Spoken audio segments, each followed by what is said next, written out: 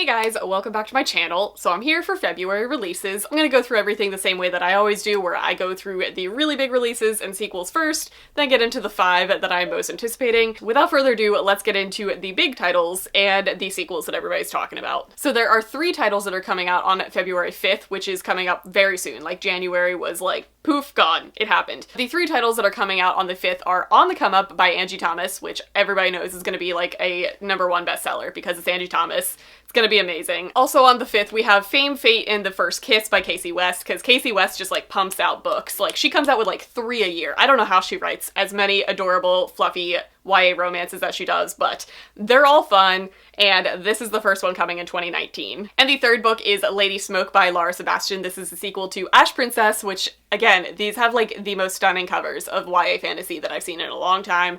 I'm a huge fan of these. We have 2 titles coming on the 12th of February, the first being The Blood Spell by CJ Redwine. I'm including this because this is still one of my favorite covers I've ever seen. I don't know what it is about it. The colors, how it looks like CG, I'm a huge fan of this. And I actually started this series, I'm 2 books in, and I'm really enjoying it. I feel like this is a very underhyped YA fantasy author. But this is the 4th book in the Ravenspire series. And also on the 12th, we get Blood Witch by Susan Dennard, which is the 3rd book in the Witchlands series.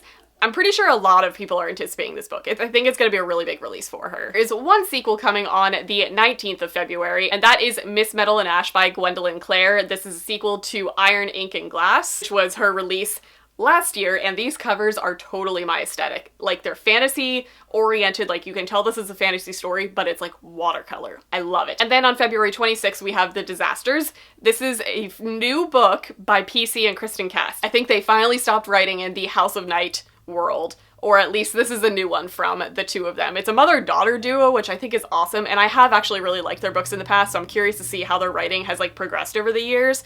But this is a brand new release coming from them on the 26th. And also on the 26th, possibly like one of the most sought after arcs that released at like BEA and BookCon and across the whole world is The Priority of the Orange Tree by Samantha Shannon, who wrote the Bone Season series. This is her first like adult fantasy, like high fantasy story, and it's huge, and everybody who got arcs of it were very excited about it. That's all I got for you. It looks awesome. This is coming on the 26th. And moving into the 5 titles that I am most excited about, that I want to give a little more detail of, 4 of them are coming out on the 12th of February, and 1 is coming on the 26th. So I'm going to go through all of the ones that come out first on the 12th, and move on from there. Okay, the first one that I want to talk about is Crown of Feathers by Nikki Prowl-Prato. First of all, this cover is stunning. I can't wait to see it in person. It looks amazing. This totally seems like my type of fantasy book. It just, it sounds amazing. This is set in a world where it was ruled by sister warrior queens. I'm already on board.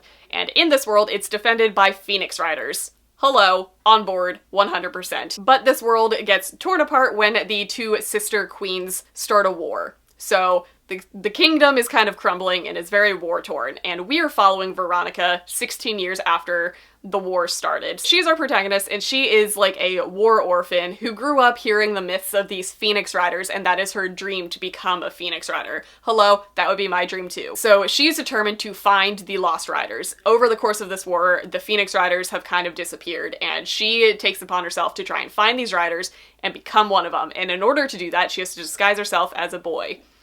These are all tropes that I'm real into in a book. Let's be real, I'm very excited about this whole story. Beyond that, the synopsis gets vague. I have a feeling this is going to be a very like female empowering type of story, and it deals a lot with sisters, and it deals a lot with power exchange. I'm very excited to see where the story goes. I'm basically sold by warrior queens, Phoenix Riders. Those are 2 things that will get me to read a book, and a gorgeous cover. So this has all 3 of those things. The next book that comes out on the 12th is The Black Coats by Colleen Oakes.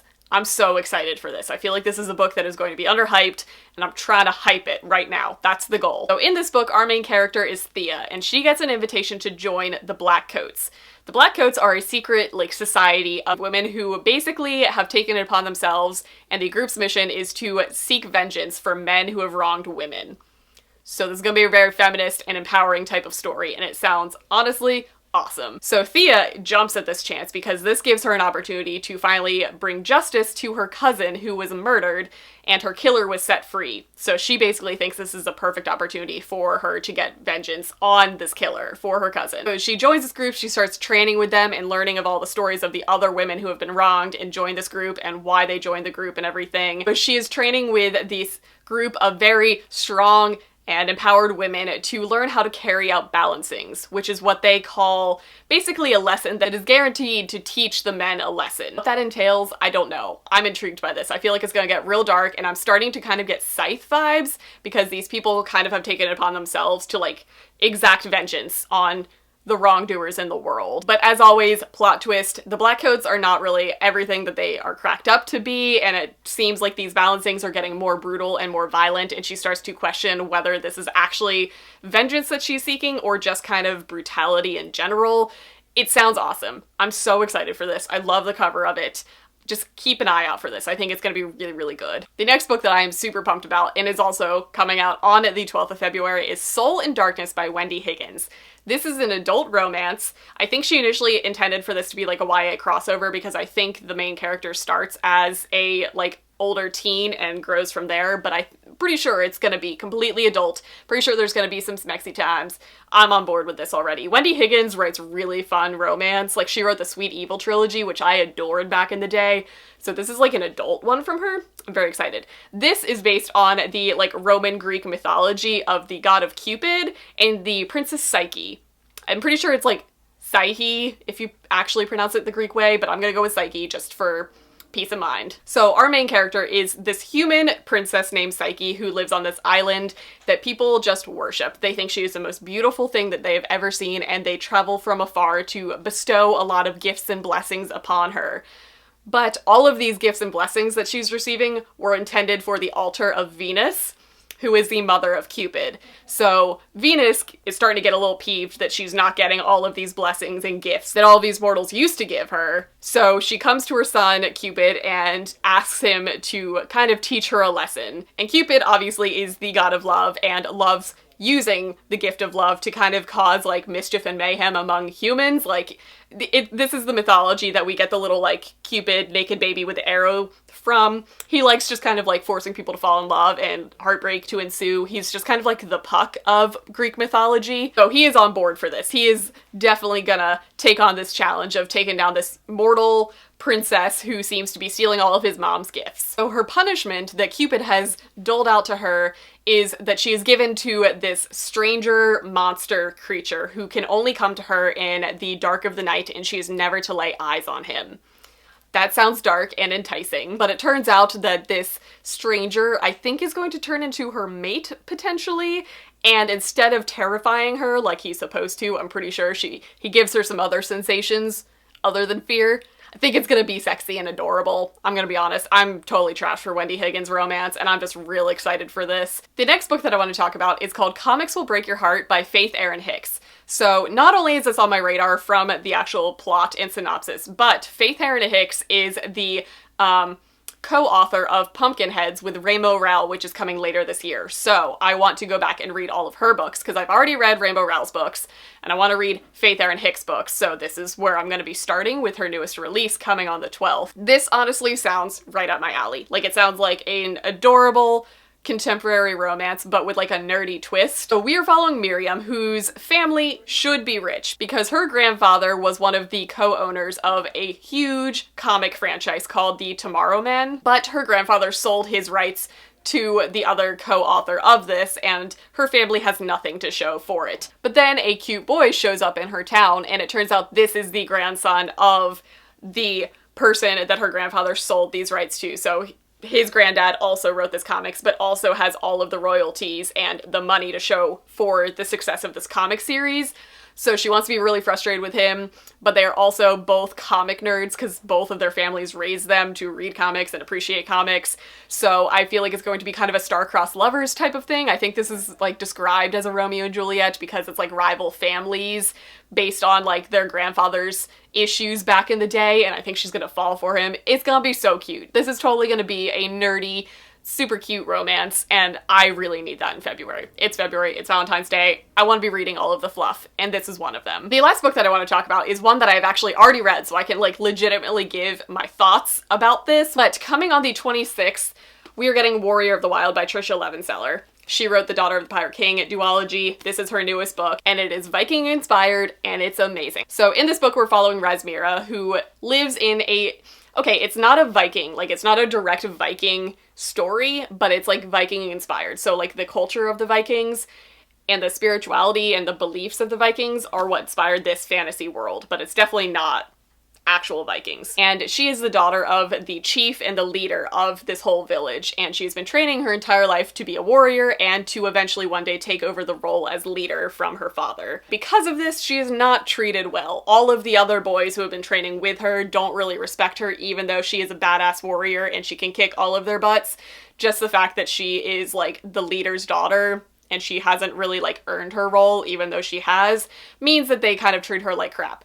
So basically, her entire life has been leading up to these trials, and this is where this book kind of takes a fantasy turn. So it's not a strictly like historical Viking story, definitely has some fantasy elements. So in this world, there are creatures that are like gross, buggy type large monsters called the Zykin, and the role of the warriors in this village is to defend all of the people from these creatures. So the trials that you face in order to become a warrior is basically being sent into this maze, and you have to kill a Zykin and not be bit by one.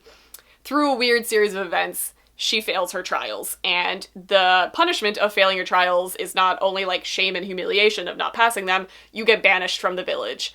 So even though she is like supposed to be the next leader and the daughter of the chief of this village, she gets kicked out. That is pretty much a death sentence because the wilds is where all the Zykins are, and it's just not a friendly place and nobody really comes back from it. The only rule with this banishment is you get the chance to redeem your soul and redeem yourself in the village's eyes if you complete a task that they give you. But these tasks are basically death sentences, like they're things that cannot be accomplished.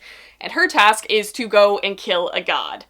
So obviously this is not something that is easily done. That's all I'm going to give you of the synopsis. Basically, it's her experience being out in the wilds and really coming into terms with herself and things that she thought about herself that might not be true, and to really learn what it means to be a leader, and the wilds kind of teach her all of the things that she needs to know about herself in order to become a legitimate clan or village leader. This was a super fun story. There is romance in it, there's a lot of action, there's a lot of like manipulation and really cool Viking-inspired fantasy elements. I was a big fan of how they described all of the axes, like weaponry is a big thing in this book. So this is coming on the 26th, and I definitely recommend you guys picking it up.